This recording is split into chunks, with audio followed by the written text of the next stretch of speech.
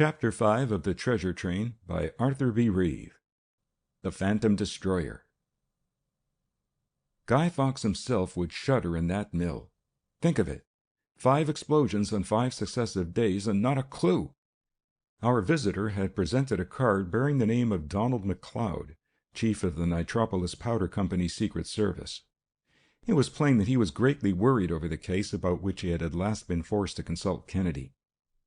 As he spoke, I remembered having read in the dispatches about the explosions, but the accounts had been so meager that I had not realized that there was anything especially unusual about them, for it was at the time when accidents in and attacks on the munitions plants were of common occurrence. "Why," went on MacLeod, "the whole business is as mysterious as if there were some phantom destroyer at work. The men are so frightened that they threaten to quit. Several have been killed. There's something strange about that, too. There are ugly rumors of poisonous gases being responsible, quite as much as the explosions, though so far I've been able to find nothing in that notion." "What sort of place is it?" asked Kennedy, interested at once. "Well, you see," explained MacLeod, "since the company's business has increased so fast lately, it has been forced to erect a new plant. Perhaps you have heard of the old Grove amusement park which failed? It's not far from that." MacLeod looked at us inquiringly. Kennedy nodded to go on, though I am sure neither of us was familiar with the place. "They've called the new plant Nitropolis. Rather a neat name for a powder works, don't you think?" resumed MacLeod. "Everything went along all right until a few days ago. Then one of the buildings, a storehouse, was blown up. We couldn't be sure that it was an accident, so we redoubled our precautions. It was of no use. That started it. The very next day another building was blown up, then another, until now there have been 5 of them. What may happen today, heaven only knows. I want to get back as soon as I can." "Rather too frequent, I must admit, to be coincidences," remarked Kennedy. "No, they can't all be accidents," asserted MacLeod confidently. "There's too great regularity for that. I think I've considered almost everything. I don't see how they can be from bombs placed by workmen. At least it's not a bit likely. Besides, the explosions all occur in broad daylight, not at night. We're very careful about the men we employ, and they're watched all the time. The company has a guard of its own, 25 picked men, under me, all honorably discharged United States Army men." "You have formed no theory of your own?" queried Kennedy. MacLeod paused, then drew from his pocket the clipping of a dispatch from the front, in which one of the war correspondents reported the destruction of wire entanglements with heat supposed to have been applied by the use of reflecting mirrors. "I'm reduced to pure speculation," he remarked. "Today they seem to be reviving all the ancient practices. Maybe someone is going at it like Archimedes." "Not impossible," returned Craig, handing back the clipping. "Buffon tested the probability of the achievement of Archimedes in setting fire to the ships of Marcellus with mirrors in the sun's rays. He constructed a composite mirror of 128 plane mirrors, and with it he was able to ignite wood at 210 feet. However, I shrewdly suspect that, even if this story is true, they are using hydrogen or acetylene flares over there. But none of these things would be feasible in your case. You'd know it." "Could it be someone who is projecting a deadly wireless force which causes the explosions?" I put in, mindful of a previous case of Kennedy's. "We all know that inventors have been working for years on the idea of making explosives obsolete and guns junk. If someone is hit on a way of guiding an electric wave through the air and concentrating power at a point, munitions plants could be wiped out." MacLeod looked anxiously from me to Kennedy, but Craig betrayed nothing by his face except his interest. "Sometimes I have imagined I heard a peculiar faint whirring noise in the air," he remarked thoughtfully. "I thought of having the men on the watch for airships, but they've never seen a trace of one. It might be some power either like this," he added, shaking the clipping, "or like that which Mr. Jameson suggests." "It's something like that you meant, I presume, when you called it a phantom destroyer a moment ago?" asked Kennedy. MacLeod nodded. "If you're interested," he pursued hastily, "and feel like going down there to look things over, I think the best place for you to go would be to the Sneddons. There are some people who have seen a chance to make a little money out of the boom. Many visitors are now coming and going on business connected with the new works. They have started a boarding house, or rather Mrs. Sneddon has. There's a daughter, too, who seems to be very popular." Kennedy glanced whimsically at me. "Well, Walter," he remarked tentatively, "entirely aside from the young lady, this ought to make a good story for the Star." "Indeed it ought," I replied enthusiastically. "Then you'll go down to Nitropolis?" queried McLeod eagerly. "You can catch a train that will get you there about noon, and the company will pay you well." "McLeod, with the mystery, Miss Snedden, and the remuneration, you are irresistible," smiled Kennedy. "Thank you," returned the detective. "You won't regret it. I can't tell you how much relieved I feel to have someone else, and above all yourself, on the case. You can get a train in half an hour. I think it would be best for you to go as though you had no connection with me, at least for the present." Kennedy agreed, and McLeod excused himself, promising to be on the train, although not to ride with us, in case we should be the target of 2 inquisitive eyes. For a few moments, while our taxicab was coming, Kennedy considered thoughtfully what the company detective had said. By the time the vehicle arrived, he had hurriedly packed up some apparatus in 2 large grips, one of which it fell to my lot to carry. The trip down to Nitropolis was uninteresting, and we arrived at the little station shortly after noon. McLeod was on the train, but did not speak to us, and it was perhaps just as well, for the cabmen and others hanging about the station were keenly watching new arrivals, and anyone with McLeod must have attracted attention. We selected, or were rather selected by one of the cabmen, and driven immediately to the Snedden house. Our cover was, as Craig and I had decided, to pose as 2 newspaper men from New York, that being the easiest way to account for any undue interest we might show in things. The Powder Company's plant was situated on a large tract of land which was surrounded by a barbed wire fence, 6 feet high and constructed in a manner very similar to the fences used in protecting prison camps in war times. At various places along the several miles of fence, gates were placed with armed guards. Many other features were suggestive of war times. One that impressed us most was that each workman had to carry a pass similar almost to a passport. This entire fence, we learned, was patrolled day and night by armed guards. A mile or so from the plant, or just outside the main gate, quite a settlement had grown up, like a mushroom, almost overnight, the product of a flood of new money. Originally, there had been only one house for some distance about, that of the Sneddens. But now there were scores of houses, mostly those of officials and managers, some of them really pretentious affairs. McLeod himself lived in one of them, and we could see him ahead of us, being driven home. The workmen lived farther along the line, in a sort of company town, which at present greatly resembled a western mining camp, though ultimately it was to be a bungalow town. Just at present, however, it was the Snedden house that interested us most, for we felt the need of getting ourselves established in this strange community. It was an old-fashioned farmhouse and had been purchased very cheaply by Snedden several years before. He had altered it and brought it up to date, and the combination of old and new proved to be typical of the owner as well as of the house. Kennedy carried off well the critical situation of our introduction, and we found ourselves welcomed rather than scrutinized as intruders. Garfield Snedden was much older than his second wife, Ida. In fact, she did not seem to be much older than Snedden's daughter Gertrude, whom McLeod had already mentioned, a dashing young lady, never intended by nature to vegetate in the rural seclusion that her father had sought before the advent of the powder works. Mrs. Snedden was one of those capable women who can manage a man without his knowing it. Indeed, one felt that Snedden, who was somewhat of both student and dreamer, needed a manager. "I'm glad your train was on time," bustled Mrs. Snedden. "Luncheon will be ready in a few moments now." We had barely time to look about before Gertrude led us into the dining room and introduced us to the other boarders. Knowing human nature, Kennedy was careful to be struck with admiration and amazement at everything we had seen in our brief whirl through Nitropolis. It was not a difficult or entirely assumed feeling either, when one realized that only a few short months before, the region had been nothing better than an almost hopeless wilderness of scrub pines. We did not have to wait long before the subject uppermost in our minds was brought up, the explosions. Among the boarders there were at least 2 who from the start promised to be interesting as well as important. One was a tall, slender chap named Garretson, whose connection with the company, I gathered from the conversation, took him often on important matters to New York.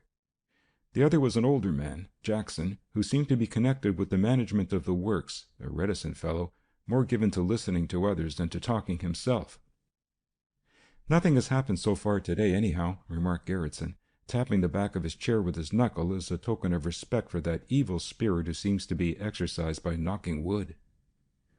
"Oh," exclaimed Gertrude, with a little half-suppressed shudder, "I do hope those terrible explosions are at last over."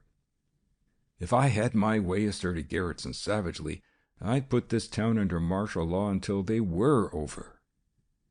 "It may come to that," put in Jackson quietly. "Quite in keeping with the present tendency of the age," agreed Snedden, in a tone of philosophical disagreement. "I don't think it makes much difference how you accomplish the result, Garfield," chimed in his wife, "as long as you accomplish it. And it is one that should be accomplished." Snedden retreated into the refuge of silence. Though this was only a bit of the conversation, we soon found out that he was an avowed pacifist. Garretson, on the other hand, was an ardent militarist, a good deal of a fire-eater. I wondered whether there might not be a good deal of poseur about him, too. It needed no second sight to discover that both he and Gertrude were deeply interested in each other.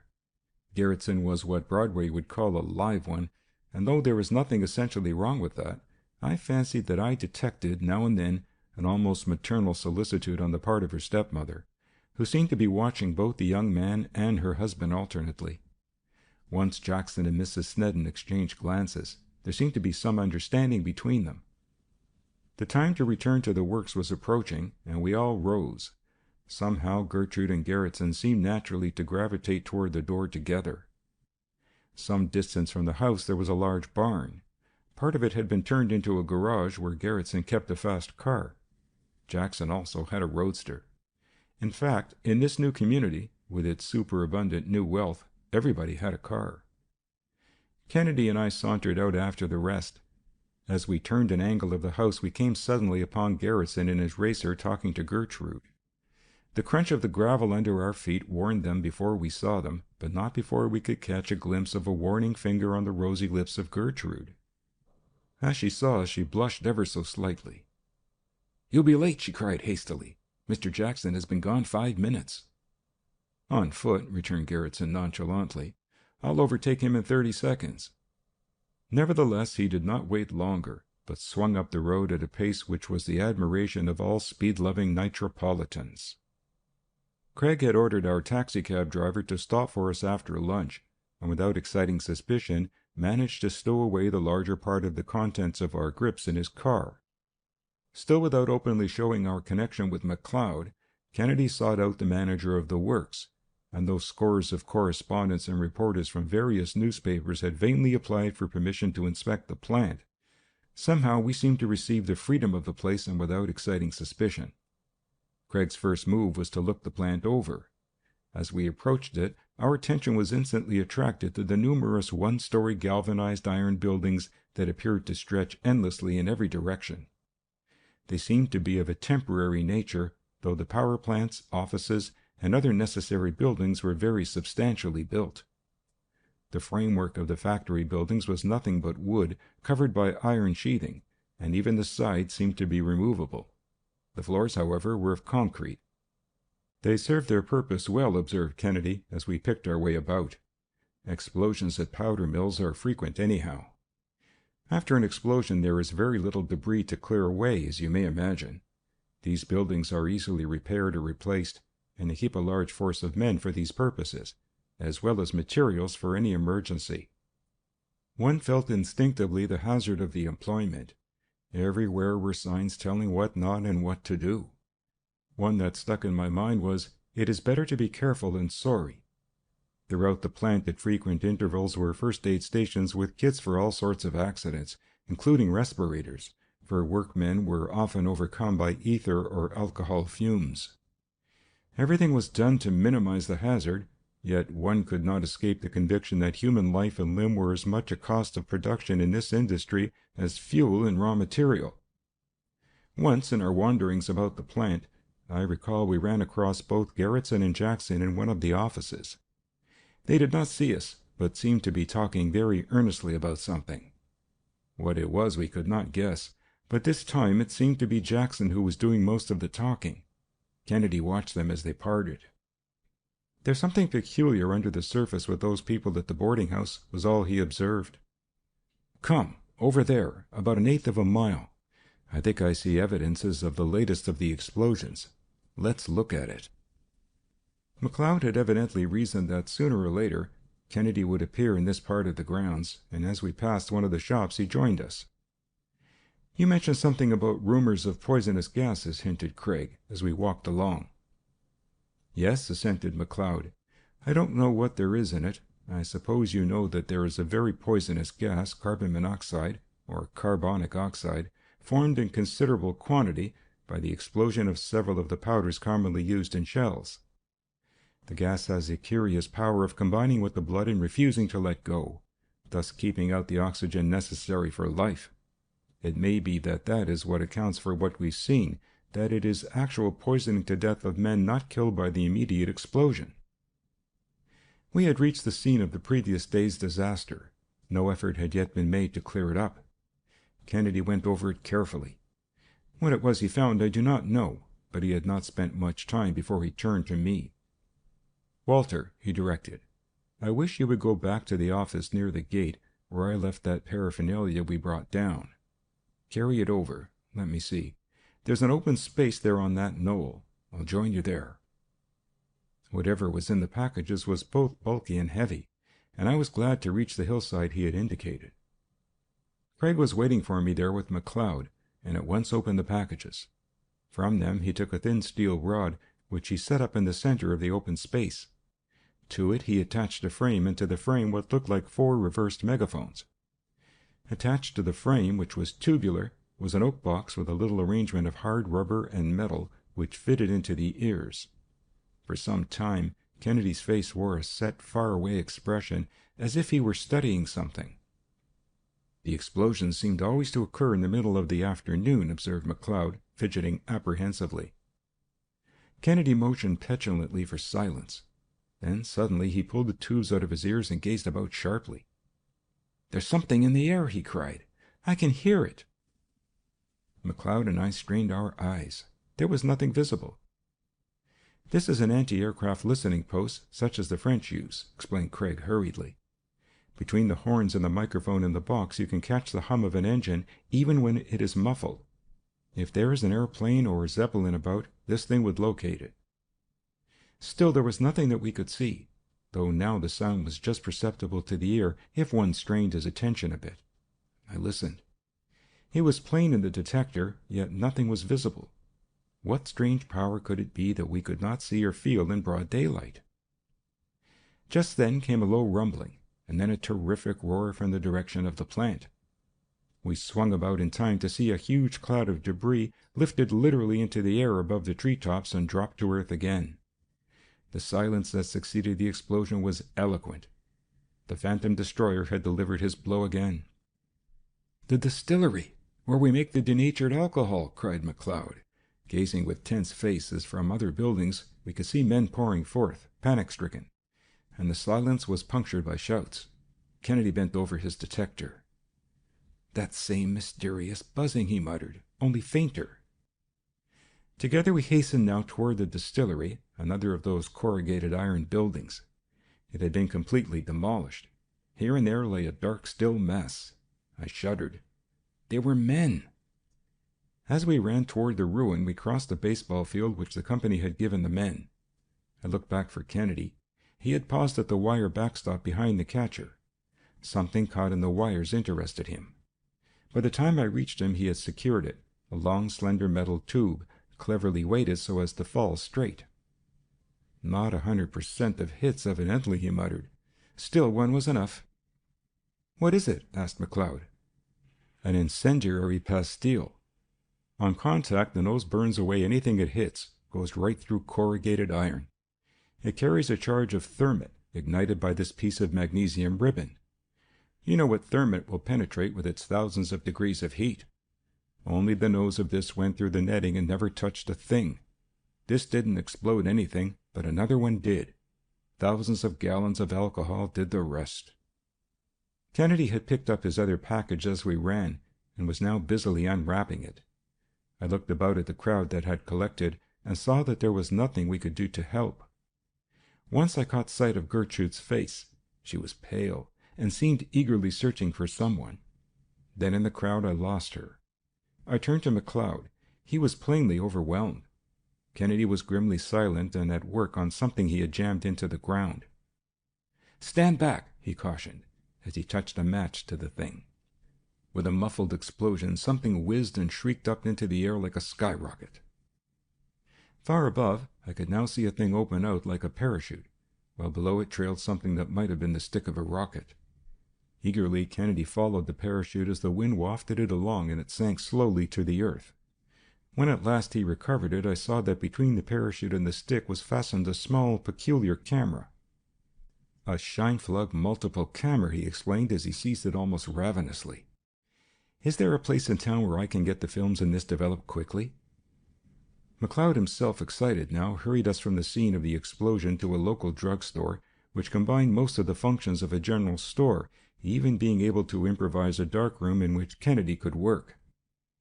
It was some time after the excitement over the explosion had quieted down that MacLeod and I, standing impatiently before the drugstore, saw Snedden wildly tearing down the street in his car.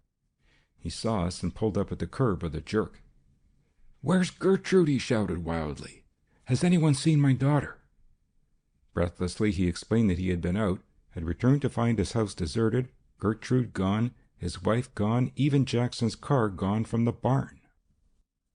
He had been to the works. Neither Garretson nor Jackson had been seen since the excitement of the explosion, they told him. Garretson's racer was gone too. There seemed to have been a sort of family explosion also. Kennedy had heard the loud talking and had left his work to the druggist to carry on and joined us.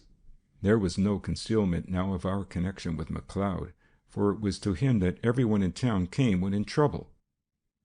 In almost no time, so accurately did he keep his fingers on the fevered pulse of Nitropolis, MacLeod had found out that Gertrude had been seen driving away from the company's grounds with someone in Garretson's car, probably Garretson himself. Jackson had been seen hurrying down the street. Someone else had seen Ida Snedden in Jackson's car, alone. Meanwhile, over the wire, MacLeod had sent out descriptions of the 4 people in the 2 cars, in the hope of intercepting them before they could be plunged into the obscurity of any nearby city. Not content with that, MacLeod and Kennedy started out in the former's car, while I climbed in with Snedden, and we began a systematic search of the roads out of Nitropolis. As we sped along, I could not help feeling, though I said nothing, that somehow the strange disappearances must have something to do with the mysterious phantom destroyer. I did not tell even Snedden about the little that Kennedy had discovered, for I had learned that it was best to let Craig himself tell, at his own time and in his own way. But the man seemed frantic in his search, and I could not help the impression that there was something, perhaps only a suspicion, that he knew which might shed some light.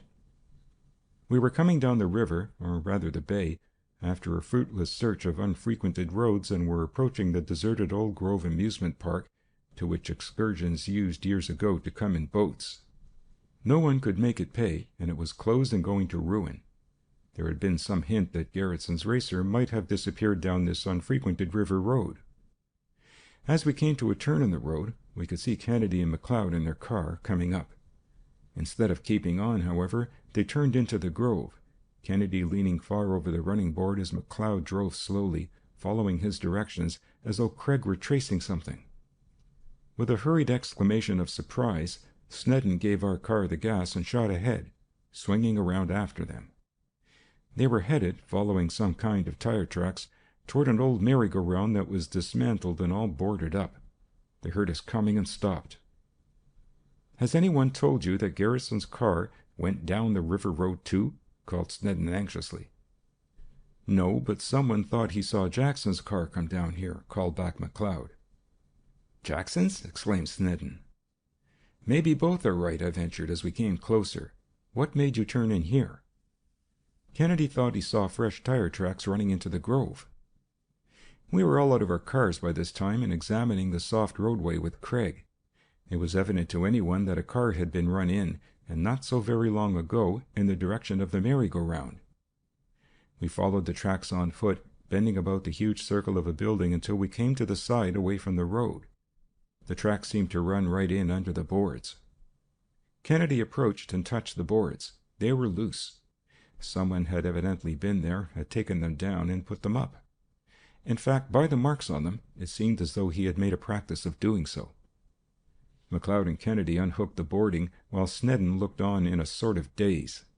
They had taken down only 2 or 3 sections, which indicated that the whole side might similarly be removed, when I heard a low, startled exclamation from Snedden. We peered in. There, in the half-light of the gloomy interior, we could see a car. Before we knew it, Snedden had darted past us. An instant later, I distinguished what his more sensitive eye had seen: a woman, all alone in the car, motionless. "Ida!" he cried. There was no answer. She's dead!" he shouted. It was only too true. There was Ida Snedden, seated in Jackson's car in the old deserted building, all shut up, dead. Yet her face was as pink as if she were alive, and the blood had been whipped into her cheeks by a walk in the cold wind. We looked at one another, at a loss. How did she get there, and why? She must have come there voluntarily. No one had seen anyone else with her in the car. Snedden was now almost beside himself. "Misfortunes never come singly," he wailed. "My daughter Gertrude gone, now my wife dead. Confound that young fellow Garrison, and Jackson too. Where are they? Why have they fled? The scoundrels! They have stolen my whole family. Oh, what shall I do? What shall I do?" Trying to quiet Snedden, at the same time we began to look about the building. On one side was a small stove, in which were still the dying coals of a fire. Nearby were a workbench, some tools, pieces of wire, and other material. Scattered about were pieces of material that looked like celluloid. Someone evidently used the place as a secret workshop. Kennedy picked up a piece of the celluloid-like stuff and carefully touched a match to it. It did not burn rapidly as celluloid does, and Craig seemed more than ever interested. McLeod himself was no mean detective. Accustomed to action, he had an idea of what to do. "Wait here," he called back, dashing out. "I'm going to the nearest house up the road for help. I'll be back in a moment." We heard him back and turn his car and shoot away. Meanwhile, Kennedy was looking over carefully Jackson's roadster. He tapped the gas tank in the rear, then opened it. There was not a drop of gas in it. He lifted up the hood and looked inside at the motor. Whatever he saw there, he said nothing. Finally, by siphoning some gas from Snedden's tank and making some adjustments, he seemed to have the car in a condition again for it to run. He was just about to start it when McLeod returned, carrying a canary bird in a cage. "I've telephoned to town," he announced. "Someone will be here soon now. Meanwhile, an idea occurred to me, and I borrowed this bird. Let me see whether the idea is any good." Kennedy, by this time, had started the engine. McLeod placed the bright little songster near the stove on the workbench and began to watch it narrowly. More than ever up in the air over the mystery, I could only watch Kennedy and McLeod, each following his own lines. It might perhaps have been 10 minutes after McLeod returned, and during that time he had never taken his eyes off the bird, when I began to feel a little drowsy. A word from McLeod roused me. "There's carbon monoxide in the air, Kennedy," he exclaimed. "You know how this gas affects birds?" Kennedy looked over intently. The canary had begun to show evident signs of distress over something. "It must be that this stove is defective," pursued McLeod, picking up the poor little bird and carrying it quickly into the fresh air, where it could regain its former liveliness. Then, when he returned, he added, "There must be some defect in the stove or the draft that makes it send out the poisonous gas." "There's some gas," agreed Kennedy. "It must have cleared away mostly, though, or we couldn't stand it ourselves." Craig continued to look about the car and the building, in the vain hope of discovering some other clue. Had Mrs. Snedden been killed by the carbonic oxide? Was it a case of gas poisoning? Then, too, why had she been here at all? Who had shut her up? Had she been overcome first and, in a stupor, been unable to move to save herself? Above all, what had this to do with the mysterious phantom slayer that had wrecked so many of the works in less than a week? It was quite late in the afternoon when at last people came from the town and took away both the body of Mrs. Snedden and Jackson's car. Snedden could only stare and work his fingers, and after we had seen him safely in the care of someone we could trust, Kennedy, McLeod, and I climbed into McLeod's car silently. "It's too deep for me," acknowledged McLeod. "What shall we do next?" "Surely that fellow must have my pictures developed by this time," considered Kennedy. "Shoot back there."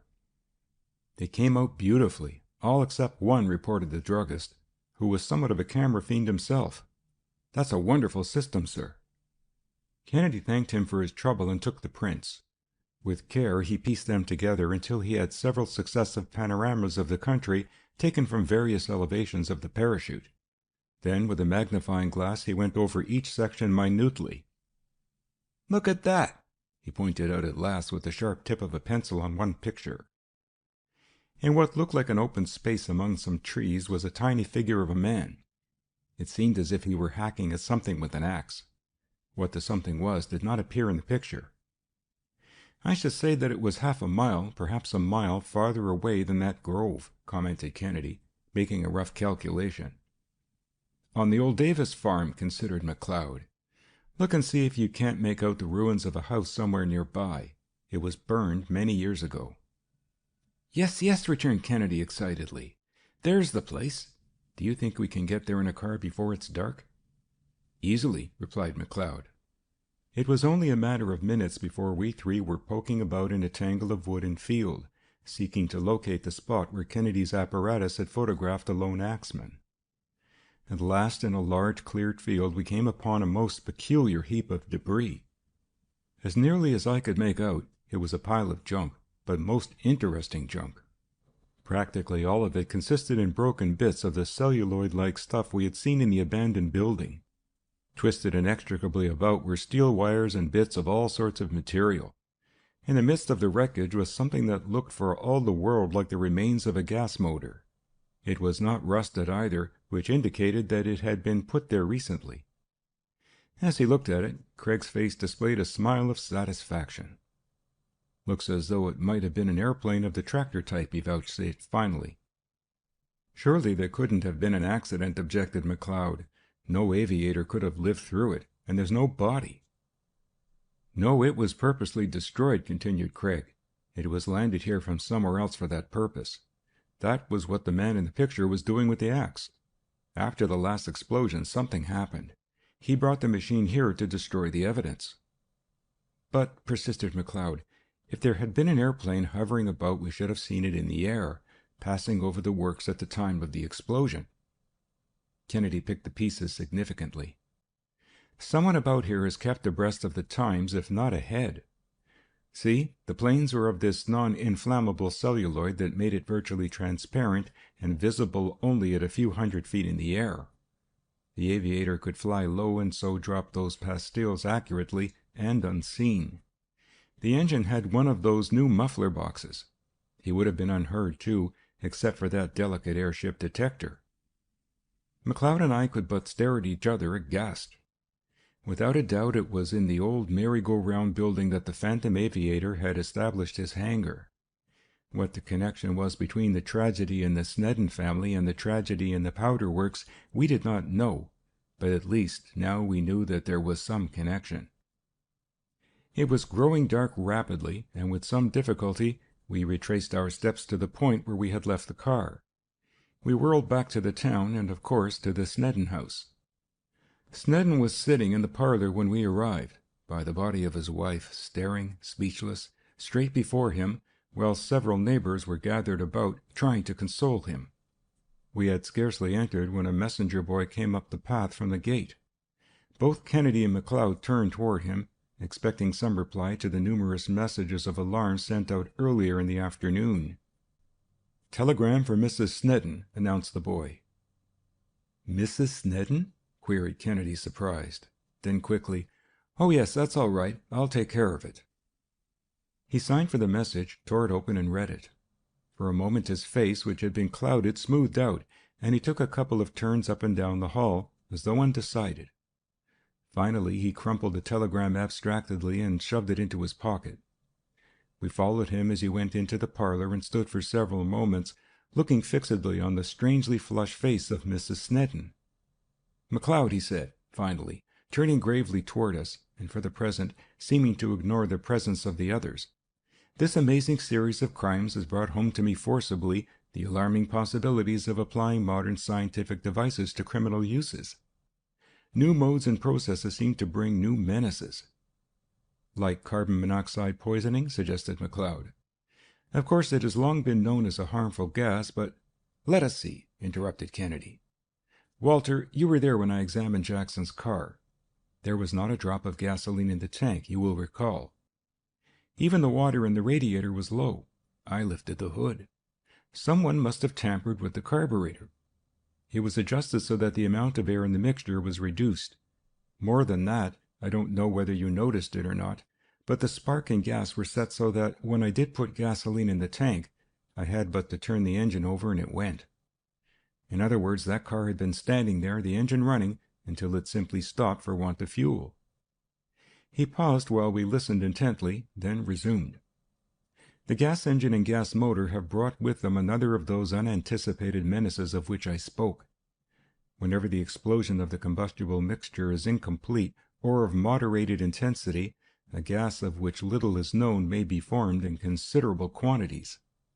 In this case, as in several others that have come to my attention, vapors arising from the combustion must have emitted certain noxious products. The fumes that caused Ida Snedden's death were not of carbon monoxide from the stove, MacLeod. They were splitting products of gasoline, which are so new to science that they have not yet been named. Mrs. Snedden's death, I may say for the benefit of the coroner, was due to the absorption of some of these unidentified gaseous poisons. They are as deadly as a knife thrust through the heart, under certain conditions. Due to the non-oxidization of some of the elements of gasoline, they escape from the exhaust of every running gas engine. In the open air, where only a whiff or two would be inhaled now and then, they are not dangerous. But in a closed room they may kill in an incredibly short time. In fact, the condition has given rise to an entirely new phenomenon which someone has named petromortis." "Petromortis?" repeated Snedden, who for the first time began to show interest in what was going on about him. "Then it was an accident?" "I did not say it was an accident," corrected Craig. "There is an old adage that murder will out.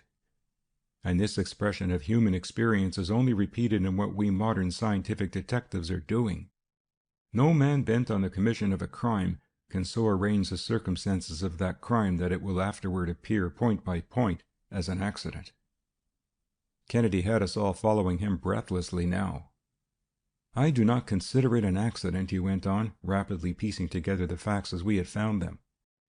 "Ida Snedden was killed because she was getting too close to someone's secret. Even at luncheon, I could see that she had discovered Gertrude's attachment for Garretson. How she heard that, following the excitement of the explosion this afternoon, Gertrude and Garretson had disappeared, I do not pretend to know. But it is evident that she did hear, that she went out and took Jackson's car, probably to pursue them. If we have heard that they went by the river road, she might have heard it too. In all probability she came along just in time to surprise someone working on the other side of the old merry-go-round structure. There can be no reason to conceal the fact longer. From that deserted building, someone was daily launching a newly designed invisible airplane. As Mrs. Snedden came along, she must have been just in time to see that person at his secret hangar. What happened I do not know, except that she must have run the car off the river road and into the building. The person whom she found must have suddenly conceived a method of getting her out of the way and making it look like an accident of some kind, perhaps persuaded her to stay in the car with the engine running, while he went off and destroyed the airplane, which was damning evidence now. Startling as was the revelation of an actual phantom destroyer, our minds were more aroused as to who might be the criminal who had employed such an engine of death. Kennedy drew from his pocket the telegram which had just arrived, and spread it out flat before us on a table. It was dated Philadelphia and read, "Mrs. Ida Snedden, Nitropolis. Garretson and Gertrude were married today. Have traced them to Walcott. Try to reconcile Mr. Snedden. Hunter Jackson." I saw at once that part of the story. It was just a plain love affair that had ended in an elopement at a convenient time. The fire-eating Garretson had been afraid of the Sneddens and Jackson, who was their friend. Before I could even think further, Kennedy had drawn out the films taken by the rocket camera. With the aid of a magnifying glass, he was saying, I can just get enough of the lone figure in this picture to identify it. These are the crimes of a crazed pacifist, one whose mind had so long dwelt on the horrors of... "Look out!" shouted McLeod, leaping in front of Kennedy. The strain of the revelation had been too much. Snedden, a raving maniac, had reeled forward, wildly and impotently, at the man who had exposed him. End of chapter 5.